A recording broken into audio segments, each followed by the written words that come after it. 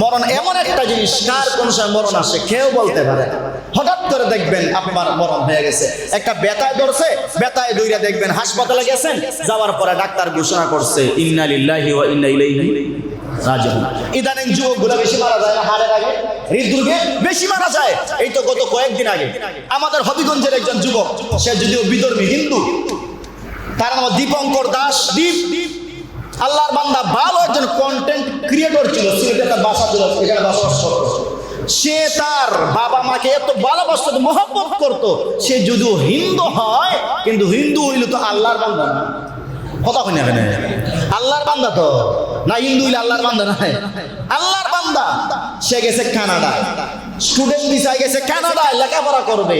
কানাডায় বাবার স্বপ্ন ছিল বড়, মার স্বপ্ন ছিল বড়, ছোট ভাইয়ের স্বপ্ন ছিল বড়, নিজের বিবির স্বপ্ন ছিল বড়, নিজের বোনের স্বপ্ন ছিল বড়, যে আমার ভাই যখন কানাডায় গেছে আমাদের সংসারটা আরো উন্নতি হবে, আমাদের অর্থনৈতিক দিক আরো সচ্ছল হবে। কত বড় আশা নিয়ে এই যুবকটা গেছিল। কিন্তু 4 মাস থাকতে না থাকতেই হঠাৎ করে তার হৃদরোগ শুরু হয়ে গেছে। হঠাৎ করে বুকে ব্যথা, ব্যথা হওয়ার পরে হাসপাতালে গেছে। হাসপাতালে যাওয়ার পরই সে ডেড। হাসপাতালে যাওয়ার পরে তাকে ডাক্তার মৃত ঘোষণা করছে। গেছিল বাবা মার কাছ থেকে শেষ বিদায় নিয়া, গেছিল জীবিত, আসছে দেশে মৃত। গেছিল সে সুস্থ অবস্থায়, একবারে জীবিত অবস্থায়, কিন্তু বাবা মার কাছে আসছে তার লাশটা কফিনের ভিতরে।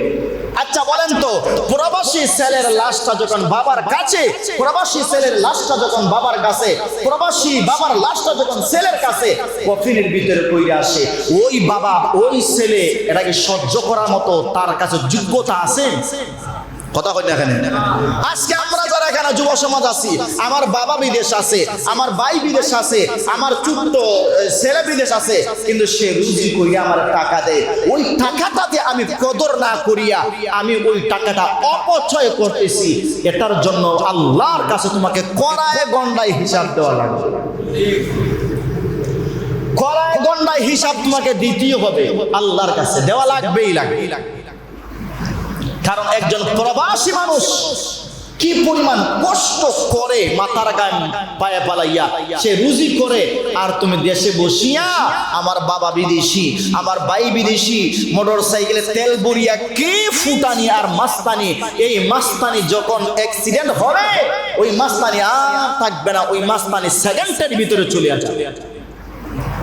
এই বাহাদুরি থাকে না, আমরা দেখছি, দেখতে দেখতে এত বড় হইছি। কত যুবক দেখছি মোটর সাইকেলে অ্যাক্সিডেন্ট হয়ে যায়, ট্রাকের সাথে মারা যায়, পানিতে পড়ে মারা গেছে, আগুনে পুড়ে মারা গেছে, কত যুবক মারা গেছে। কিন্তু এগুলো তো আমাদের চাইতে তোমরা আরো বেশি করে দেখতেছো। কিন্তু আল্লাহ যদি হেদায়েত না দেয়, আমি ওয়াজ কইরা, তোমার বাবাই তোমার ওয়াজ কইরা, তোমার মায়ে তোমার ওয়াজ কইরা কতটুকু হেদায়েত আনতে পারে, আল্লাহ যদি তোমার হেদায়েত না দেয়। আমাদের এলাকার যুব সমাজের প্রতি আমার একটা কথা হলো, যুব সমাজ এখনো ঠিক আছে, এখনো সময় আছে, আল্লাহর দিকে এখনো ফিরে আসো। মসজিদ কি চিনো, উলামায়ে কেরামকে চিনো, নামাজের সঙ্গে তোমার মনোযোগ বাড়াও, আল্লাহ কোরআনের সঙ্গে মনোযোগ বাড়াও। যেভাবে আমরা মোবাইলের সঙ্গে মনোযোগ লাগাইছি, আমরা তো মাঝে মাঝে ভিতর ভর্তি দিয়া যাই, রাস্তা দিয়া যাই, একটা দোকানে যদি 4 জন যুবক দেখি, আল্লাহর কসম করে বলতেছে 4 জন নিচের দিকে, 4টাই নিচের দিকে, 4টাই নিচের দিকে। গার তো বাঁকা এমনিতেই হইব, গার তো আর সোজা থাকার কথা না, গার তো সোজা থাকার কথা না, গার তো বাঁকা হবে, গার বাঁকা হবে। মোবাইল এমন একটা জিনিস, এটাই আমাকে জাহান্নামে নেওয়ার জন্য একমাত্র মাধ্যম। কথা জোরে ঠিক কিনা? এটাই আমার জাহান্নামে নেব। ভাই নামাজ পড়া না কোনো সমস্যা, নামাজ এটা আল্লাহর বিধান। আল্লাহ ইচ্ছা করলে ইনশাআ আযাবাহু ওয়া ইনশাআ গাফারা লাহু। আল্লাহ নিজে বলছেন, নবীজি হাদিসে বলছেন, বুখারী হাদিস, আমার বান্দা নামাজ পড়ছে না, কিন্তু আমি যদি ইচ্ছা করি আমার বান্দারে মাফ করতে পারি, আমি যদি ইচ্ছা করি আমার বান্দার আমি জাহান্নামের আগুনে জ্বালাইতে পারি। কিন্তু ভালো করে শুনেন, গুনাহ এমন একটা জিনিস, জিনার গুনাহ, অনলাইন জুয়া, আজকে তো অনেক গুনাহ চলতেছে। বাবির সাথে অহরহ পরকিয়া চলতেছে, শাশির সাথে অহরহ পরকিয়া চলতেছে। নাউজুবিল্লাহ, জোরে নাউজুবিল্লাহ।